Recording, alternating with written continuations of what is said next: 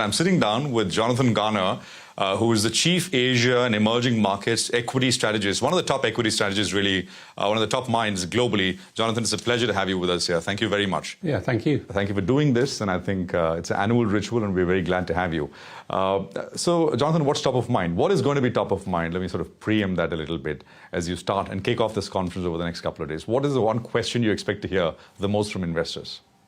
Well, we're very bullish on India. It's our largest overweight. And if you just look at the most recent quarter, 7.4% GDP growth, I mean, that is far and away the strongest of the major economies in the world. So I'm looking forward to hearing, at a granular level, what the companies have to say about the growth environment and how investors react to it. So right there, top of the pack, India, for you. Absolutely. It has been for a while, right? Yeah, we've been overweight India really going all the way back to, I guess, the sort of the COVID era. And if you look at earnings growth for MSCI India, which is the investable universe for the global clients, earnings is compounding in dollars around 12% per annum now. We're in the fifth year, really, of compounding at that rate.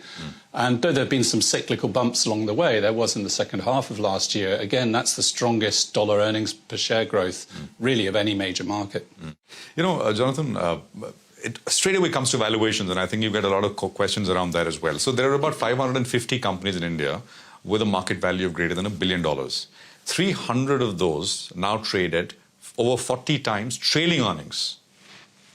I mean, 40 times trailing earnings, as you said, earnings growth of about 12%. That's the average, of course. I mean, some would be higher, some would be lower. Are valuations a problem? Yeah, so I don't know about the top 500. The MSCI India is trading on about 22 times forward PE, which is roughly the same as the multiple on the S&P. But actually, the earnings growth here is faster than the S&P. Not necessarily the Mag 7 companies, but it's faster than aggregate S&P earnings in recent years. Return on equity here is around 15–16%. It's somewhat higher in the US. But really the reason I'm comparing it with the US is it's a growth market in terms of earnings growth, and so it should be on a growth multiple. The markets that we tend to disfavour in Asia and EM are what we might term value trap type situations, or situations where they've been priced very highly but the earnings growth is not really coming forward, or it might be more cyclical than investors expect. And certainly on India, last time I was here in January, there was a big debate about the cyclical slowdown at that point. Indeed, amongst domestic investors as well as foreign investors, concerns that after last year's elections, we might be headed for a sustained growth slowdown, and that was not our view, that of our economists and local analysts. And it's really good to be back here in May and seeing that the economy is reaccelerating. And we got the latest GDP numbers, which were better than expectations. And I mean, I think those tax cuts, etc., will also start to feed through, show up in some way in terms of increased consumption. RBI is embarking on a rate cutting cycle, hopefully this Friday. Yes. And we'll see many more to come. So all these add into that view, Jonathan, right? Well, that's right. I would also add that 10-year bond yields are very well behaved and moving lower at a time when in many other geographies they're not doing that. And that's all testament to this virtuous circle. If you're growing strongly and attracting domestic capital formation and inward foreign investment, you can have a strong currency, reasonably strong currency, but also well-behaved bond yields. And I would also mention that the volatility on the Indian equity market is much reduced now, which again affects the risk premium as foreigners would see it. It's trading less than half the volatility, for example, of a major Asian index like the Hang Seng Index, when you look at, let's say, Sensex or the Nifty. And that is a big part of the pull, I mean, the stability, the low volatility in that sense? Yes, it's a structural overweight for us, India. And again, that valuation point, which investors, if you're a growth investor, you're reasonably comfortable with it.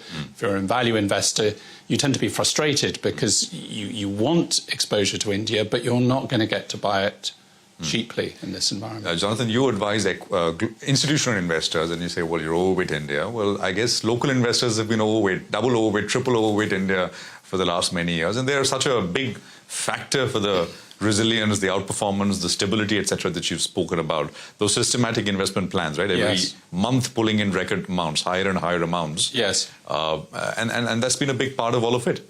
Yes, absolutely. And it's a very attractive feature of an equity market if locals are committing regular pools of savings into that equity market. And it's not true of some other large EM. They don't have that characteristic. In fact, there's an academic literature about this, that if you have a young middle class that's investing in equities, it tends to go hand in hand with performance, but also, as we've already mentioned, with relatively high valuations. So when you had that kind of demographic tailwind in Japan in the 1980s, that was a positive. Similarly, in the 1990s in the US. Okay, so foreigners are going to commit more and more capital here. I mean, because we had a bit of late September or so, foreigners started selling, and to the lows that we saw earlier this year, about almost $25 billion went out in terms of selling.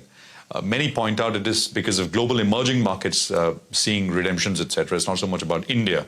GEMs as an asset class was getting outflows. What's your prognosis from here? Yes, I think for every buyer there has to be a seller by sort of definition. So if you have a strong domestic bid, that will pull some selling down at higher valuations. But I would point out that there's a lot of IPOs that happen in India, secondary issuance, and so the weight in the EM index is constantly rising. It's the second largest market in the index now.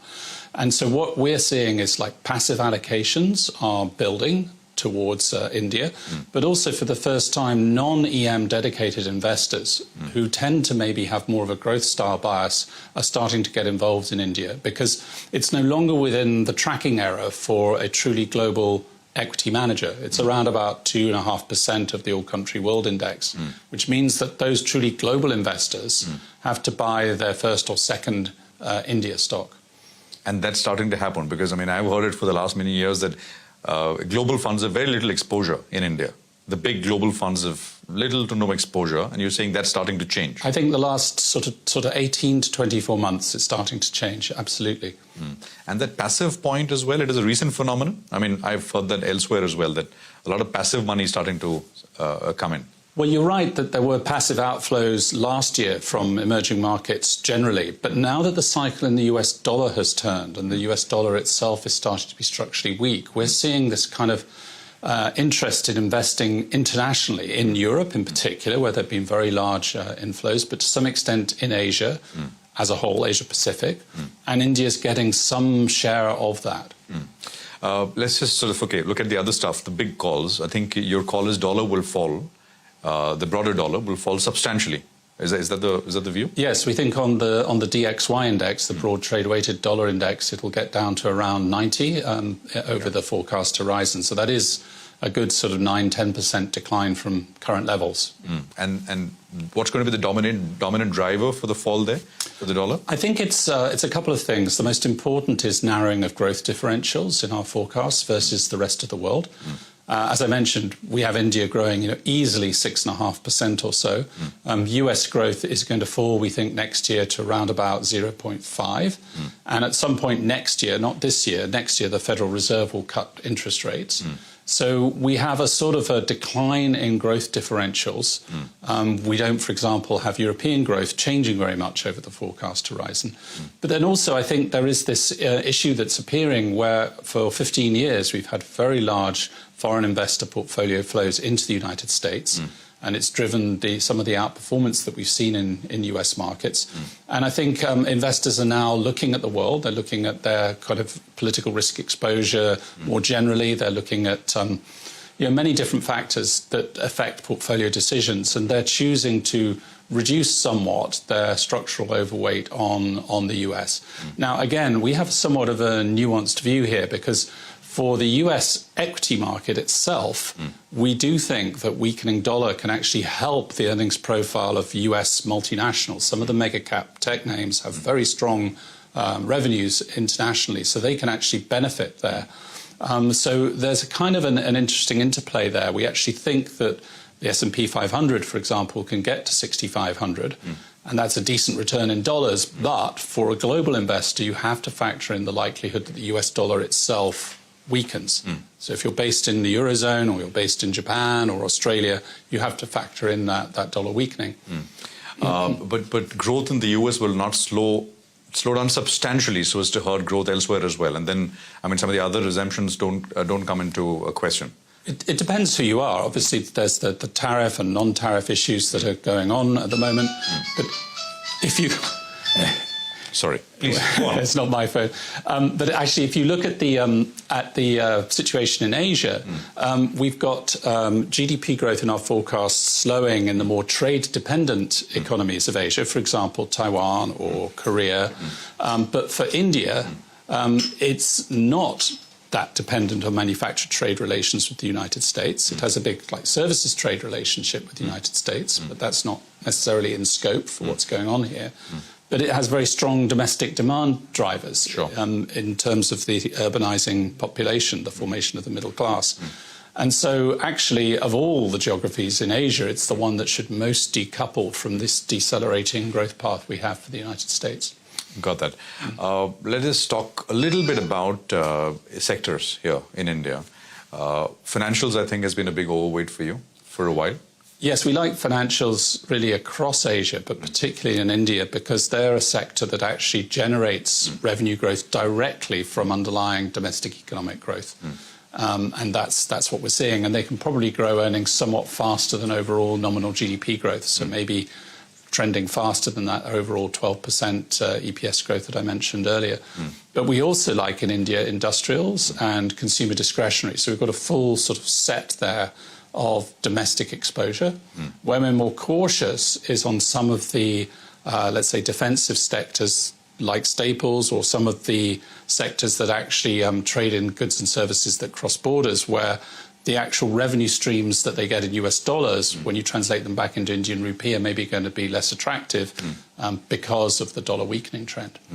So financials, industrials, consumer discretionary. Yes. These are the big ideas. Within industrials, I mean, which segments? Well, I was actually just reading, arriving here, reading the local press and catching up on what's going on in cement and on CapEx. Again, that was quite weak back end of last year.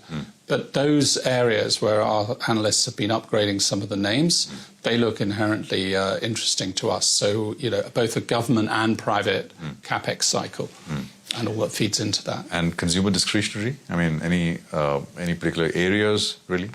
Well, I guess we're waiting to see around truly significant local brands. That's something that I covered a lot in China through its economic development as we develop local brands. That can be extremely powerful. The traditional areas to get exposure to are autos and two-wheelers, but the auto sector is relatively problematic at a global level, particularly around some of these supply chain interruptions in the EV sector and in price competition.